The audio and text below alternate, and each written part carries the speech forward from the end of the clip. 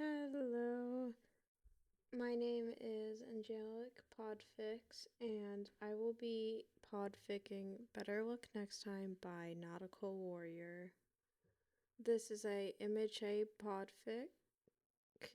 It has a little over 600,000 words, and it is discontinued at 123 chapters. Here's the summary. As he falls, he lets himself think about it. He lets himself think that if he wakes up, if things go back again, that means he does have a quirk. It means he can really take a swan dive off a roof and hope for a better luck in his next life. It means that all along, he's been useless and worthless because he hasn't died yet. He hits the ground, and then he opens his eyes. This is a Vigilante Izuku AU, where Izuku has a quirk that rewinds time when he dies. There are very many trigger warnings for this fix, so please go check it out to make sure that you'll be okay with this. I will also place the main trigger warnings in the description, but if you are worried, always go check the original fanfiction. Here is Chapter 1, Beginnings.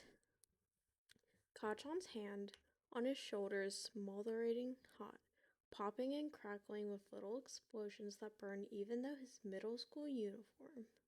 Izuku leans back, but Kachan leans forward, his breath minty and his eyes narrowed in anger, his grip tightening painfully on Izuku's shoulder. In other words, don't you dare get into UA, nerd, Kachan growls, his words punctuated with a series of pops from his hand, and Izuku can't stop himself from breaking eye contact, his whole body shaken with stupid fear. He's still frozen there, in the almost empty classroom, while Kachan and his friends start to stalk out of the room, their shoes clicking on the linoleum tiles. Oh, and Deku, Kachan says, "You want to be a hero? I got an idea for you." His voice is mocking, white. Izuku doesn't turn to look up at him.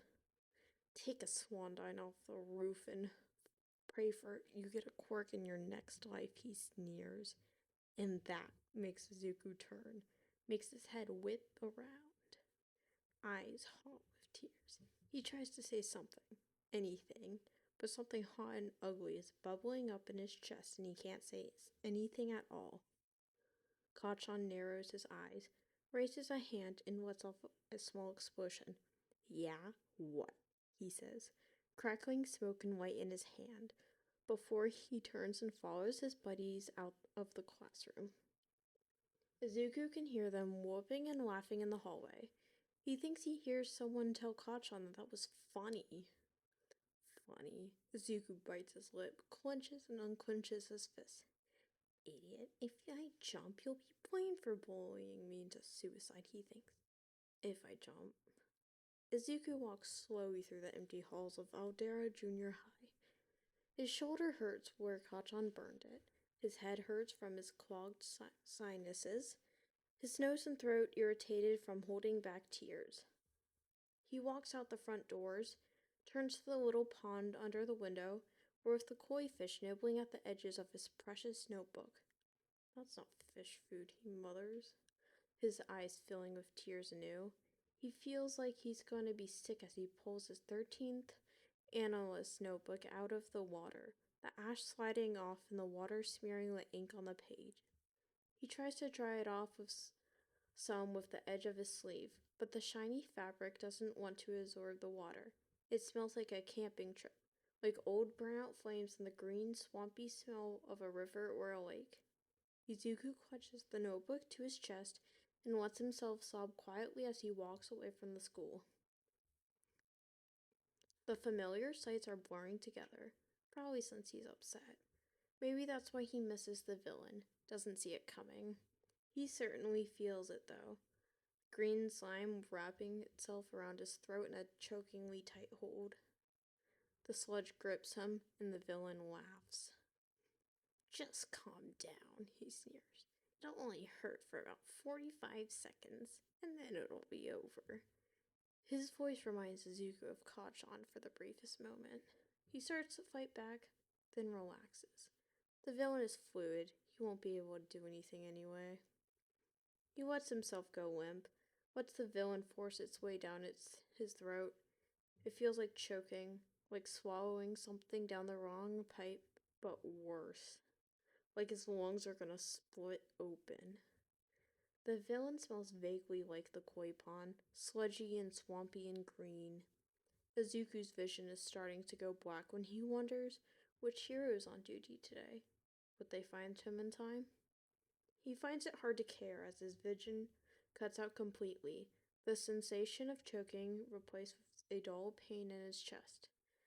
It's not a swan dive off a roof, Kachan, but maybe I'll get a quirk in my next life anyway, he thinks as consciousness slips away. Izuku opens his eyes, gasps for air. He reaches for his throat desperately, feeling nothing but clean skin. He's not outside in that tunnel, not surrounded by the fading afternoon light and green slime. He's in the classroom, and Kachan has a hand on his shoulder. Izuku coughs, rubbing at his throat. What the fuck is wrong with you? Kachan asks, then shoves him aside.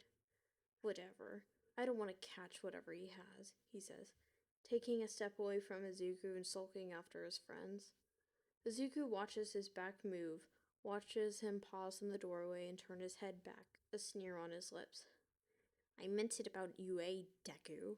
If you show up there, I'll kill you myself, Kachan spits, the fluid landing on the floor in front of him. Kachan keeps a hand on his throat, panting as Kachan shrugs and leaves. Izuku keeps a hand on his throat, panting as Kachan shrugs and leaves the classroom, slamming the door behind him hard enough to rattle the desks close to the closet. Izuku stares. I died. He blinks, looks down at his hands. They don't look any different. He doesn't feel any different. His chest doesn't hurt, doesn't burn. His uniform is clean and dry. His notebook is gone, probably in the koi pond where he found it before. Unless that was a daydream. Izuku's never been the daydreaming type before. Not like that, anyway. He shoves his shaking hands in his pocket and listens for the sound of conversation, but Kachan and his buddy seem to have already left. He sighs in relief, then makes his way over to the door and opens it. He walks down the hallway, just like before, walks to the koi pond. His notebook is there, floating as the fish investigate.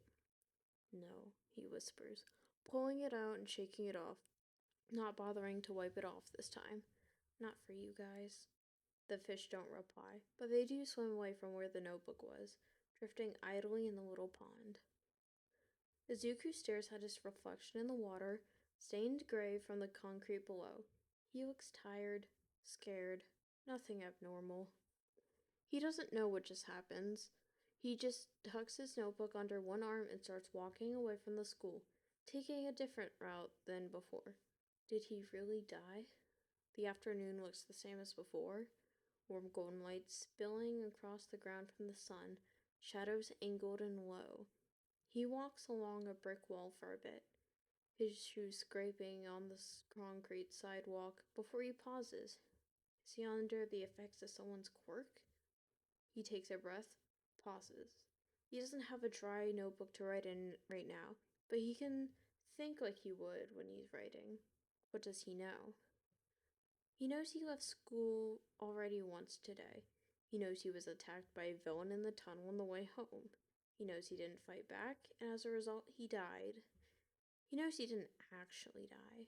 He knows Kachan reacted to him acting strangely. What doesn't he know? He doesn't know if any of this actually had happened. He doesn't know if he's under the effects of a quirk, or if he is, whose quirk that would be. He doesn't know if fighting back against the villain would make any difference. Izuku does know one thing. If he wants to know if that was real, if the villain was actually there at the end of the tunnel, he only got one way to find out. He turns on his heels and walks in the direction of the tunnel. His survival instincts scream at him not to. He's already died once. But Izuku doesn't want to leave this unresolved. After all, he's already died once, so if this is actually happening, some small part of him doesn't mind. He wonders if he'll be missed. But then he shakes his head. Of course, his mom would be devastated. He marches onward, turning on a familiar side street. He'll approach it from the end of the tunnel the villain had been waiting in last time. Or at least he thinks. He wished he'd been paying more attention last time, but he remembers Kachan's words. If he actually said this. Who's to say this isn't all Izuku's overactive imagination? He remembers being told to take a swan dive off the roof. He remembers the sneer on Kachan's face, the amusement of his friends. Izuku hopes that wasn't real, but something ugly in him twists and whispers that Kachan would say that to someone like you. He sees the tunnel entrance. It looks a little odd to be facing this direction in the afternoon. Normally, when he goes through it from the side, it's morning, and with the sun behind him and not crowning the top of the building above in an orange-yellow halo. He squints against the light. Hopefully, the villain didn't leave in the time it took Izuku to make this decision. He's not sure what he'd do if he couldn't confirm or deny that he died and, well, come back? He's not sure what to call it, to be honest. Izuku sees the villain before it sees him this time. It's a massive sludge already, meaning it likely didn't have a human form except for those eyes and that mouth. He gasps a little when he sees it slide out of the tunnel, and he covers his mouth too late. The villain's eyes swivel to focus on him. The villain's mouth contorts into a wide, ugly grin, and Izuku hears a familiar voice. Perfect. A medium-sized body to hide in. The villain rushes at him at this point. Even though Izuku braces himself, the impact still hurts. He covers his mouth and nose with his hands, writhing as the sludge wraps around him, squeezing. It's oddly dry for a sludge quirk, not sticking to his clothes so much as enveloping him. Izuku takes a deep breath of air before the sludge wraps around him and his hands where they guard his mouth and nose, and his hands ache from the strain as the sludge tried to push itself between his fingers. Smart fucking kid, the villain growls. Stop resisting. It's only gonna hurt more if you make me wait, he says. And Izuku thrashes harder at that, remembering the horrible choking sensation. Holding like this is much better. So much better. Even so, he can feel his limbs starting to grow weak. He can't pull his head out of the grip, even when he tosses his head back enough to make his head ache. He thinks hysterically that he's gonna die again. He can feel his eyes fill with painful tears, and his chest burns from the lack of oxygen. His head starts to fill with fuzziness, and you realize that the villain was right. It did hurt more to resist. Just as Izuku felt his limbs go limp, he hears a familiar voice. Fear not, kid, for I am here. All Might's voice rings out, and the hero punches the sludge villain hard enough that Izuku can feel the force as the villain is knocked off of him. He keeps his hand over his mouth and nose, gasping desperately for breath. He watches two tears hit the sidewalk below, turning it dark in two little circles before he hits the ground. He tries to get up, but he's shaking too hard, dizzy and weak. He recognizes that he's laying on his side, limp but not totally unconscious. Is he gonna die anyway? Hey, All Might says, voice quieter, and taps on the side of Izuku's face. Hey kid, he says a little louder, and it seems to be enough to wake up Izuku's body, and he opens his eyes up the rest of the way. Oh, thank goodness, All Might says with a grin, standing up. Izuku pulls himself up on his elbow, staring at the hero. You're okay, excellent. What? I'm sorry for you get caught up in my villain hunt. All Might cuts him off, putting both hands on his hip. But my success here is all due to you, he says, grinning and holding up a bottle of familiar green sludge. I've contained the villain. Izuku blinks, then feels his face squint to a grin as he hops to his feet. Wow. Oh, he reaches into his half-destroyed notebook where it fell to the ground. Can I get He trails off, staring at the autograph already on his notebook. Thank you, he shouts, bowing to All Might. He straightens up to see the hero walking away from him. Now, I must get this to the authorities, All Might says, not even looking back at Izuku. He crouches down in what Izuku now knows is a stance when he's preparing for a jump. Izuku's legs move without him telling him to. He sprints at All Might, wrapping his arms around the hero's leg just in time as the hero shoots up through the air. Izuku has to close his eyes against the rush of wind. Hey, he hears All Might's voice, muffled by the wind. I appreciate the enthusiasm, but this is too much. He kicks the Sage a little. Get down. If I let go now, I'll die, Izuku shouts in reply, his voice warped by the way his wind makes his lips and cheeks flap around. Right, All Might says, and Izuku sees him grimace. Well, hold on and shut your eyes and mouth. Izuku complies, and he abruptly realizes that he's holding onto All Might's leg.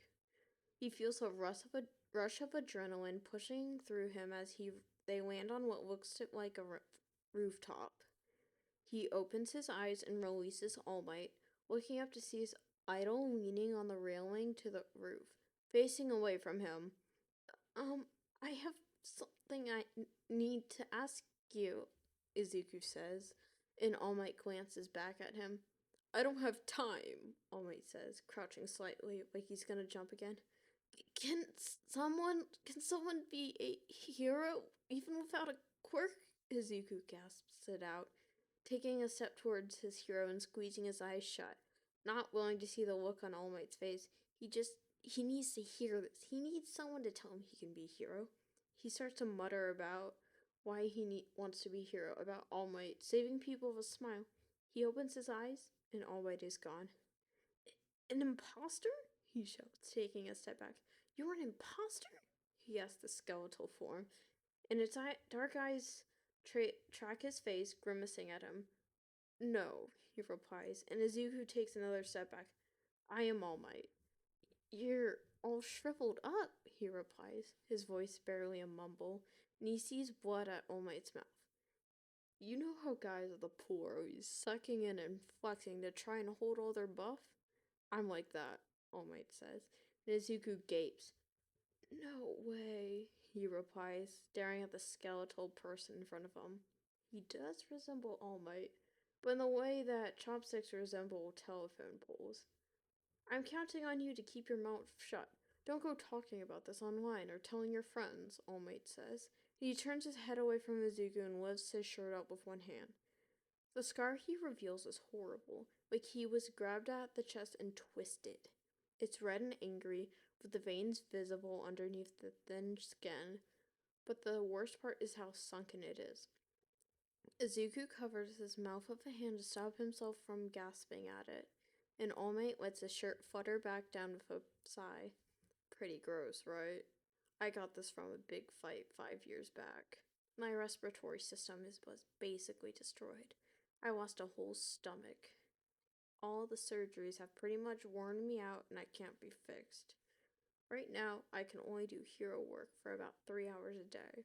And the rest of the time, this is what I look like. He turns away from Izuku again. 5 years ago, Izuku mumbles. Does that mean the fight with Toxic Chainsaw? All Might glances back at him and chuckles. No, you know your stuff, but Toxic Chainsaw isn't strong enough to do something like this. The fight with this person, it was never publicized. I did everything I could to keep it under wraps, but I'm supposed to be the guy who always smiles, right? I'm the symbol of peace. People everywhere have to think that I'm never afraid, and honestly, I smile to hide the fear inside. He cracks a painful-looking smile. It's just the brave face I put on when the pressure's high. This job isn't easy. He frowns. Pro heroes are always having to risk their lives. Some villains just can't be beaten without powers. So no, I honestly don't think you can be a hero without a quirk. He meets Izuku's eyes, and Izuku tries not to cry. He fears the tears rising, biting at his eyes, but thankfully All Might turns away from him. If you want to help people, there's plenty of other ways to do it. You can become a police officer. They get crap because heroes capture most of the villains, but it's a fine profession. It's not bad to have a dream, young man. Just make sure your dreams are obtainable, realistic. Understand? All Might rambles on, coughing a bit when he finishes. But Izuku can't process the words. He can't be a hero. If All Might said it, it must be true, right? He can't be a hero. An explosion rings out from behind him, probably a few blocks away, but it's still loud enough to make him gasp. All Might turns, grits his teeth. I have to go check that out, he says, not even looking at Izuku. You knock on that door, and I'm sure the people downstairs will let you in if it's locked. He doesn't make eye contact, just pumps back up into his muscle form and coughs before jumping away. Izuku just stares. Izuku wonders briefly if he could have said something different. If he had just worded it different. Maybe if he had taken down the villain himself instead of waiting. He wonders if he'll get a second chance if he died. He looks around.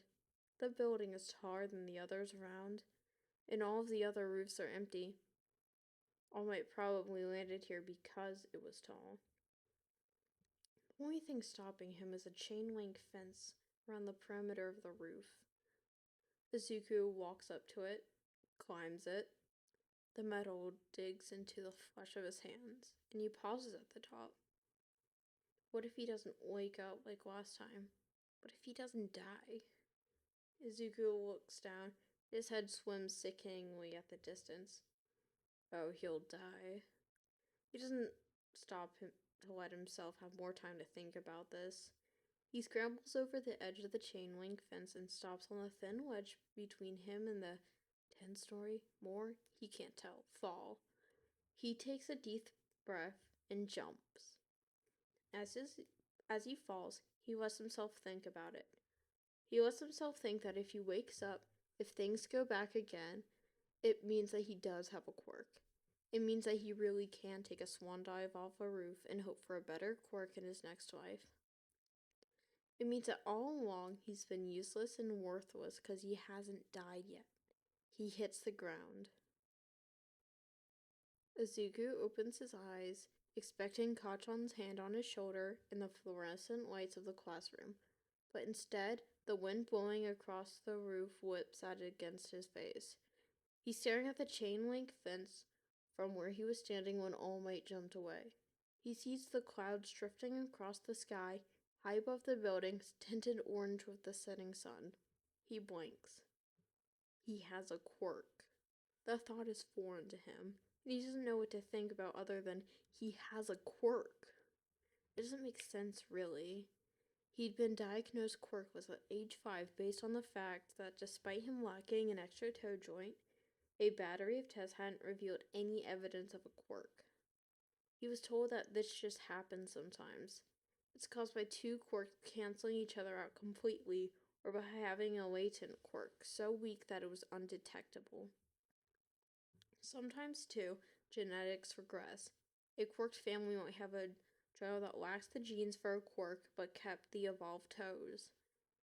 He should pick a different dream. No one's quirks have ever manifested past the age of 6 anyways. He held out until his 6th birthday before he let himself believe it, and here he was, 14 and learning of his quirk for the first time.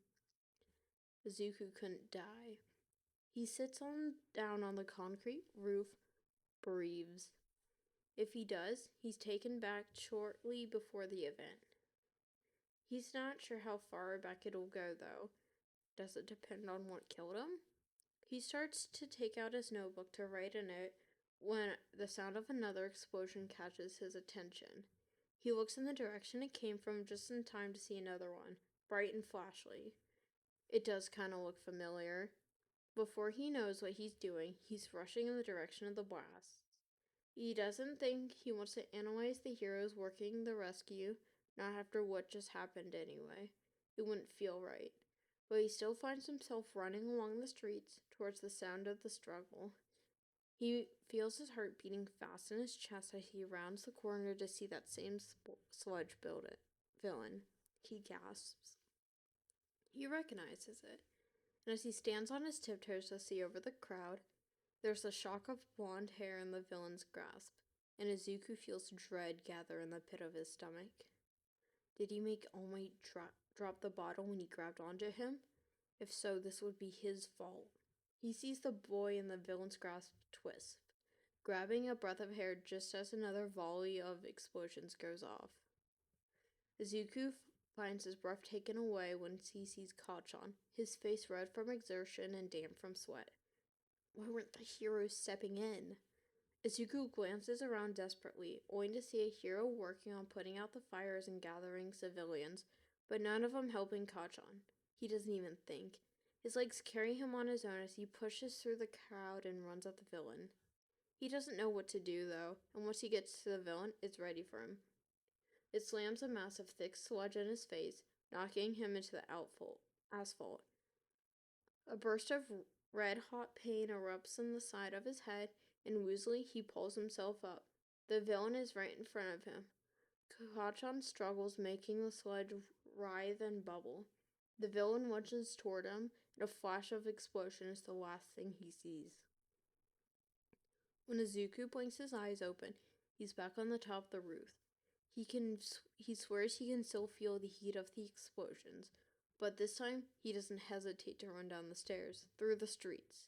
He rushes at the villain again, this time from the side, but Kachan's quirk kills him before he can even get close. On the third try, he takes a second to blink the sunspots out of his eyes before he moves. The roof is quiet and windy as ever, and Izuku can hear the sounds of Kachan's quirk like before. But he doesn't rush. He sits down and opens his notebook, flipping through the pages. He's delighted to see that it's all still legible, at least for him reading his own handwriting anyway. He flips through the pages, looking for anything he'd written down about villains similar to this one. His heart thumps in his chest, and he wants nothing more than to get down there to save Kachan. But he doesn't. He doesn't get up, even though he remembers how it felt to have the villain choking you while you fought back. Remembers the desperate plea in Kachan's eyes. He doesn't move, because he knows from personal experience that he will die if he doesn't go with a game plan. If he takes too long, well, he'll just kill himself in her mind. Izuku finds a page in his journal, just a half-filled one, but it's what it needs. It's over an intern, a hero in training, who can turn herself into water, all except for her head. It's a good power, but he written down the weaknesses, including the fact that her head, clearly being solid, gives it away as her weak point. Seeing it written so plainly, Izuku feels dumb. He gathers up his bag and notebooks and runs to the scene, hoping he'll get there in time and he won't have to die to make this work. The scene isn't any different from last time, except there's more fire and the crowd watching has grown bigger. Izuku feels a swell of anger as he pushes past the crowd. The heroes are right here, and they haven't done anything yet. They're watching Kachan choke and die, and they aren't moving because they aren't a good match. Izuku bites his lip to stop himself from making a face. He forces himself through the barrier, ignoring the shouts behind him, and lobs the backpack at the villain's eyes. He sees it hit out of the corner of his eye and whips around to glare directly at Kamui Woods. The eyes, he pants, pointing at the sludge villain and praying Kamui listens to him and moves before the villain recovers. Hit it in the eyes. Kamui's eyes widen slightly and he nods, whipping out two wooden branches to smack the villain in the eyes, right as it opens the one Izuku's backpack hit. The pain seems to be enough, and Kachan struggles free, dropping on the ground, gasping for air. The ground around him crackles with the force of the explosion he lets off, and then when he's on his feet, stumbling towards the police officers that are grabbing onto Izuku and pulling him back. Kachan makes eye contact with him as the other heroes jump into the fray, apparently spurred by calmly fighting the villain. Without Kachan setting off new explosions, it looks like the fire isn't a big issue for them. Izuku stares as Kamui wraps a wooden tendril around the sludge villain's mouth like a gab. Hey kid, the officer says next to him, nudging him. You alright? You really shouldn't cross police barriers. Izuku looks up and nods. I'm okay, sorry. The officer shrugs. You had a smart idea. He looks back over at the fight, and Izuku slips behind him, pushing back into the crowd. A couple of people say something to him, but he ignores it, walking away from the scene. He'll get his backpack later, when the fires have gone out. His notebook is plenty burned already. For right now, all he wants to do is sleep. A hand on his shoulder stops him, and he turns to see the skeleton form of All Might. Kid, All Might says, you have a good head on your shoulders. He sighs. I know I was harsh earlier, but you'd make a really good detective. Don't let your dream get in the way of your potential. He smiles at Izuku, but it looks creepy in this form. Izuku smiles back, but it doesn't reach his eyes. It's okay. Thank you, All Might, he says, then brushes the hand off his shoulder and walks away. He doesn't need All Might's approval. Not anymore. He isn't quirkless. He has a quirk, and he isn't going to let it go to waste. Alright, that is the end of chapter 1 of Better Luck Next Time. Thank you so much for listening. I hope to continue this fanfiction in the future. So please leave likes and comments to encourage me to continue this. And thank you so much for listening.